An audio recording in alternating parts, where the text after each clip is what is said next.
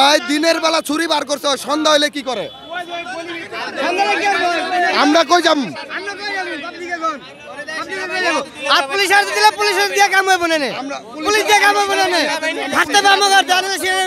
হঠাৎ একটা রিক্সা প্রথমে এখানে খারাইছে, দাঁড়ানোর পরে থেকে আরেকটা রিক্সা লাইছে, আর পরে থেকে কি করলো, গদিটা খুললেই নগদ ছুরি বাই করলো, ছুরি বাই করে ওই রিক্সালার দিয়ে দিছিল।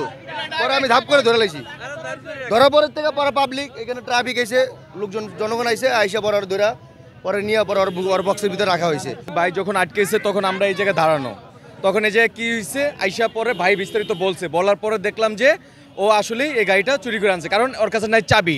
তারপরে দেখেন চাবি, ও যারা চুরি করে গাড়ি ওরা ওই সিস্টেমে তার দিয়ে পেঁচে বা অন্য ফাংশন করে তারপর করে ওরা গাড়িটা চুরি করে। এই পরিমাণ এইভাবে পাওয়া গেছে, পিছনে এই যার গাড়ি এই গাড়িটার নাম্বার ছিল ওই নাম্বারটা সে ওই ছুরি দিয়েই ঘষে উঠে ফেলছে ওর কাছে। তার মানে এটার কোনো ডকুমেন্টস নাই যে এটা কার গাড়ি। হ্যাঁ, আর ও যে এই কাজ করে ভাই, ও যে আবার রাত দুপুরবেলা এরকম ভাবে কোনো কাজ করবে না এর কোনো নিশ্চয়তা নাই ভাই, ঠিক আছে। আর আমার মনে হয় কি ও এরকম কোনো কিশোর গ্যাংকের সাথে জড়িত আছে। মহিলা বাইরে এসে অনেক কায়দা করে নিয়ে বাইরে গেছে ছিনতাইকাররা, চাকু দেয়। বড় ধরনের একটা চক্র আছে, সেই চক্রকে কিভাবে এই জনসম্মুখের সামনে শাস্তি দেওয়া হবে সেই ব্যবস্থা সেনাবাহিনী যদি নাই, সেক্ষেত্রে সবাই খুশি আমরা। আদারওয়াইজ আমরা ছাড়বো না, আমরা এই বিচার করবো আমরা সাধারণ জনগণ। যদি সেনাবাহিনী এখানে উপস্থিত থেকে জনসম্মুখের সামনে তার বিচার করে আমরা খুশি।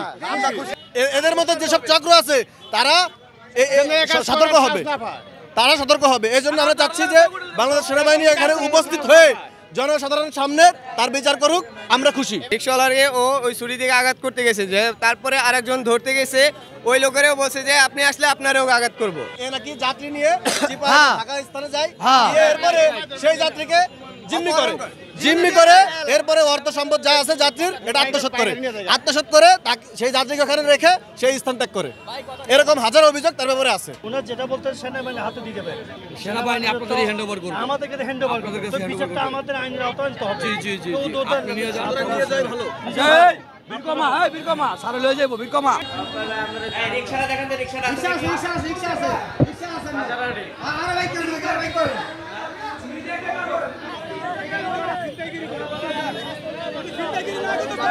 থাকবো না কেন বলেন, আপনারা জায়গায় নিয়ে